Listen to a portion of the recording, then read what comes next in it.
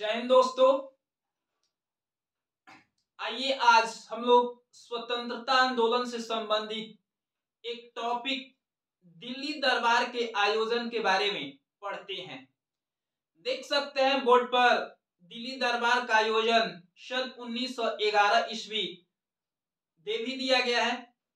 आइए क्रमबद्ध तरीके से पढ़ते हुए आगे बढ़ेंगे। देखिए हेडिंग है दिल्ली दरबार का आयोजन 1911 ईस्वी। देखिए यदि आपसे क्वेश्चन पूछेगा ना कि दिल्ली दरबार का आयोजन कब हुआ था, तो दिल्ली दरबार का जो आयोजन हुआ था सन 1911 ईस्वी में हुआ था। और दिल्ली दरबार के आयोजन के समय इंग्लैंड के राजकुमार जॉर्ज पंचम और महारानी एलिजाबेथ, जिनका उपनाम मैरी है, वही आए थे। तो इंग्लैंड के राजकुमार जॉर्ज पंचम और महारानी एलिजाबेथ के स्वागत में हम लोग गेटवे ऑफ इंडिया का निर्माण करवाए और ये भारत भ्रमण भी करने आए। इसी क्रमबद्ध घटना को दिल्ली दरबार का आयोजन नाम दिया गया। तो क्वेश्चन एक बनता है कि दिल्ली दरबार का आयोजन कब हुआ, तो दिल्ली दरबार का जो आयोजन हुआ सन 1911 ईस्वी में हुआ। यदि आपकी परीक्षा में क्वेश्चन पूछता है दिल्ली दरबार का आयोजन कब हुआ, तो इसका सही आंसर होगा 1911 ईस्वी। देखिए अगली जो पॉइंट है ना हमारी ये है, कह रहा है कि दिल्ली दरबार के आयोजन में भाग लेने के लिए इंग्लैंड के राजकुमार जॉर्ज पंचम और महारानी एलिजाबेथ, उपनाम भी दे दिया गया मैरी, भारत आई थी। जैसे कि दिल्ली दरबार के आयोजन जब किया गया तो इंग्लैंड के राजकुमार जॉर्ज पंचम और रानी एलिजाबेथ आई और इसी का नाम क्या पड़ गया जी, दिल्ली दरबार का आयोजन। आइए अगली पॉइंट में क्या है इसको देखते हैं। देखिए अगली पॉइंट हमारी ये है, कह रहा है कि राजकुमार जॉर्ज पंचम और महारानी एलिजाबेथ के स्वागत में गेटवे ऑफ इंडिया का निर्माण किया गया। जब इंग्लैंड के राजकुमार जॉर्ज पंचम और महारानी एलिजाबेथ भारत आई तो इनके स्वागत के रूप में गेटवे ऑफ इंडिया का निर्माण किया गया। और गेटवे ऑफ इंडिया जो है भारत का क्या कहलाता है जी, प्रवेश द्वार कहलाता है। इसके अलावा गेटवे ऑफ इंडिया जो है ये मुंबई में स्थित है। तो अगली पॉइंट आइए पढ़ते हैं। देखिए कह रहा है यहाँ पर अगली पॉइंट हमारा कि गेटवे ऑफ इंडिया को भारत का प्रवेश द्वार भी कहा जाता है। यदि आपके परीक्षा में ये क्वेश्चन पूछता है कि गेटवे ऑफ इंडिया को क्या कहा जाता है या किसे भारत का प्रवेश द्वार कहा जाता है, तो गेटवे ऑफ इंडिया जो है ना भारत का क्या है जी, प्रवेश द्वार है। या भारत का प्रवेश द्वार कौन है जी, गेटवे ऑफ इंडिया। और जो गेटवे ऑफ इंडिया है ना कहाँ पे स्थित है, तो मुंबई में स्थित है। तो एक क्वेश्चन इससे भी बनता है कि गेटवे ऑफ इंडिया को भारत का प्रवेश द्वार कहा जाता है और गेटवे ऑफ इंडिया कहाँ पे स्थित है जी, मुंबई में स्थित है। हालांकि बच्चे लोग गलती कर देते हैं, भारत का इंडिया गेट जो है ना दिल्ली में स्थित है और गेटवे ऑफ इंडिया यानी प्रवेश द्वार कहाँ पे स्थित है जी, मुंबई में स्थित है। तो ये क्वेश्चन कई बार बच्चे गलती कर देते हैं। तो यहाँ पर क्वेश्चन है कि प्रवेश द्वार गेटवे ऑफ इंडिया तो कहाँ पर स्थित है जी, मुंबई में। और गेटवे ऑफ इंडिया भारत का क्या है जी, प्रवेश द्वार है। अब देखिए अगली पॉइंट कह रहा है कि गेटवे ऑफ इंडिया का निर्माण वायसराय होल्डिंग द्वितीय ने किया था। जो गेटवे ऑफ इंडिया था ना उसका निर्माण कौन किया जी, होल्डिंग द्वितीय किया था और भारत में वायसराय पद पे था। और इसी नाते राजकुमार जॉर्ज पंचम और महारानी एलिजाबेथ, जिनका उपनाम मैरी भी है, इनके स्वागत में गेटवे ऑफ इंडिया का निर्माण किया कौन, होल्डिंग द्वितीय ने किया था। तो कई बार क्वेश्चन पूछता है होल्डिंग द्वितीय के संबंध में कि गेटवे ऑफ इंडिया का निर्माण किसने किया, तो होल्डिंग द्वितीय ने किया था। देखिए गेटवे ऑफ इंडिया का निर्माण कौन किया है, होल्डिंग द्वितीय।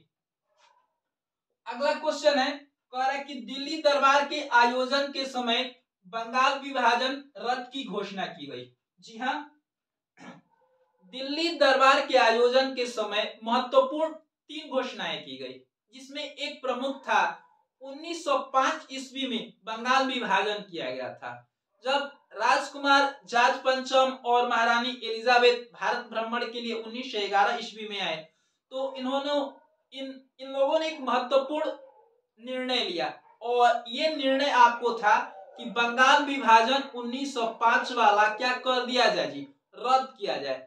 तो बंगाल विभाजन रद्द की घोषणा सन 1911 ईस्वी में की गई। हालांकि ये सारी जो घोषणाएं करेंगे 1912 में इसे लागू किया जाएगा। आए आयोजन के समय तो 1911 ईस्वी में घोषणा की गई थी और लागू 12 में किया गया है। ठीक,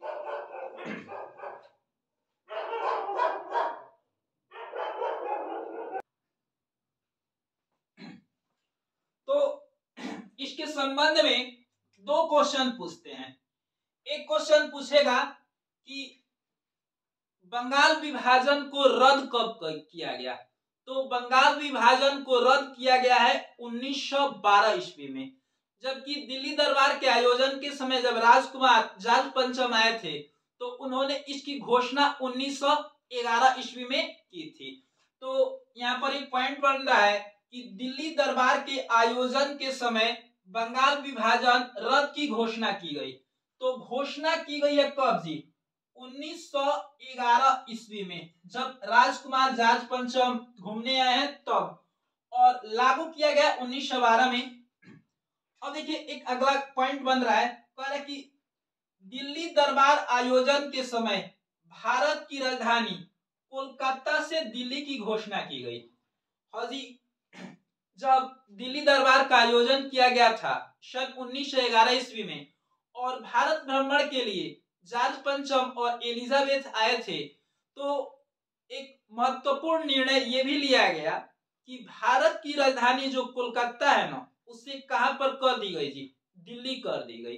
कोलकाता से कहां की गई है जी, दिल्ली की गई है। इन लोगों को लगा कि कहीं कोलकाता से ज्यादा डेवलप दिल्ली की है, और सेंटर पॉइंट जो है ना कोलकाता के अपेक्षाकृत दिल्ली ज्यादा सेंटर में है। तो उन लोगों ने क्या कर दिया जी, इस बात की भी घोषणा की कब, सन 1911 ईस्वी में, कि भारत की राजधानी ये कोलकाता न रख के कहां कर दी जाए जी, दिल्ली कर दी जाए। तो एक महत्वपूर्ण घोषणा ये भी है, दिल्ली दरबार आयोजन के समय, दिल्ली दरबार आयोजन के समय भारत की राजधानी कोलकाता से दिल्ली की घोषणा की गई। तो घोषणा की गई है सन 1911 ईस्वी में, यह भी लागू होगा कब, 1912 ईस्वी में। अब देखिए एक महत्वपूर्ण निर्णय और लिया गया है, कह रहा है कि भाषाओं के आधार पर राज्य निर्माण की घोषणा असम, बिहार और उड़ीसा। देखिए भाषा के आधार पर राज्यों को अलग करने की निर्णय ली गई, और ये कौन कौन से राज्य थे जी, असम, बिहार और उड़ीसा, क्योंकि इन तीनों राज्यों की जो क्षेत्रीय भाषा है अलग अलग है।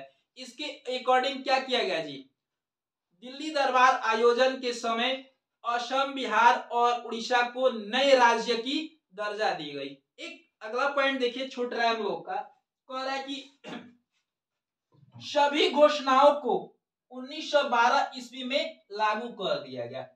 देखिए दिल्ली दरबार आयोजन के समय महत्वपूर्ण 3 घोषणाएं की गई थी, जैसे में एक बंगाल विभाजन को रद्द किया जाए, दूसरा भारत की राजधानी कोलकाता न रखकर दिल्ली रखी जाए, और तीसरी कि भाषा के आधार पर असम, उड़ीसा और बिहार नए प्रांत होंगे।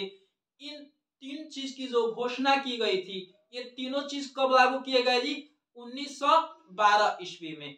तो ये कह रहा है यही पॉइंट कि सभी घोषणाएं 1912 ईस्वी में लागू कर दिए गए। तो आइए एक बार रिपीट करते हैं। देखिए कह रहा है कि दिल्ली दरबार के आयोजन के समय भाग लेने के लिए राजकुमार जॉर्ज पंचम और महारानी एलिजाबेथ उर्फ मैरी आए थे। तो दिल्ली दरबार आयोजन के समय भारत भ्रमण के लिए कौन आया था जी, ये राजकुमार जॉर्ज पंचम और महारानी एलिजाबेथ। इसके संबंध में क्वेश्चन पूछता है। अगला पॉइंट हमारा है, कह रहा है कि राजकुमार जॉर्ज पंचम और महारानी एलिजाबेथ के स्वागत में गेटवे ऑफ इंडिया का निर्माण किया गया। देखिए, महारानी एलिजाबेथ और राजकुमार जॉर्ज पंचम के स्वागत के लिए किसका निर्माण किया गया था जी? गेटवे ऑफ इंडिया का निर्माण किया गया था। अगला पॉइंट है कि कह रहा है कि गेटवे ऑफ इंडिया को भारत का प्रवेश द्वार कहा जाता है। देखिए, गेटवे ऑफ इंडिया को क्या कहा जाता है जी? भारत का प्रवेश द्वार कहा जाता है। और गेटवे ऑफ इंडिया जो स्थित है ना, वो मुंबई में है। अगला पॉइंट कह रहा है कि गेटवे ऑफ इंडिया का निर्माण वायसराय होल्डिंग द्वितीय ने किया। देखिए, जो इसका निर्माण है ना, कौन किया जी? होल्डिंग द्वितीय ने किया है। अगला पॉइंट हमारा बन रहा है, कह रहा है कि दिल्ली दरबार आयोजन के समय बंगाल विभाजन रद्द की घोषणा की गई। देखिए, दिल्ली दरबार आयोजन के समय क्या किया गया है जी? बंगाल विभाजन रद्द की घोषणा की गई है। कब? 1911 ईस्वी में, जबकि लागू कर दिया जाएगा 1912 ईस्वी में। अब कह रहा है दिल्ली दरबार आयोजन के समय भारत की राजधानी कोलकाता से दिल्ली की घोषणा की गई। हाँ जी, भारत की राजधानी जो पहले कहाँ थी? कोलकाता थी। और 1911 में इसकी घोषणा क्या कर दी गई? कि दिल्ली कर दी जाए। कह रहा है कि भाषाओं के आधार पर राज्य निर्माण की घोषणा की गई। असम, बिहार और उड़ीसा, ये तीनों घोषणाएं कौन किया है जी? ये इंग्लैंड के राजकुमार जॉर्ज पंचम किए हैं। और कह रहे हैं ना कि सभी घोषणाओं को 1912 ईस्वी में लागू कर दिया गया। ये तीनों जो घोषणाएं की गई थी, कब? 1911 ईस्वी में। इन सबको क्या कर दिया गया? 1912 ईस्वी में लागू कर दिया गया। यानी बंगाल विभाजन रद्द कब हुआ? पूर्ण रूप से 1912 ईस्वी में। ये भारत की राजधानी कोलकाता से दिल्ली पूर्ण रूप से कब बनी? 1912 ईस्वी में। और भाषा के आधार पर असम, बिहार और उड़ीसा को अलग कब किया गया? 1912 ईस्वी में। हाँ, तो दोस्तों, आज की हमारी वीडियो यहीं पे समाप्त होती है। यदि हमारी वीडियो आपको अच्छी लगी होगी तो प्लीज आप हमारे चैनल को सब्सक्राइब करें, वीडियो को लाइक करें, वीडियो पे कमेंट करें। आइए मिलते हैं अगले वीडियो में, तब तक के लिए जय हिंद।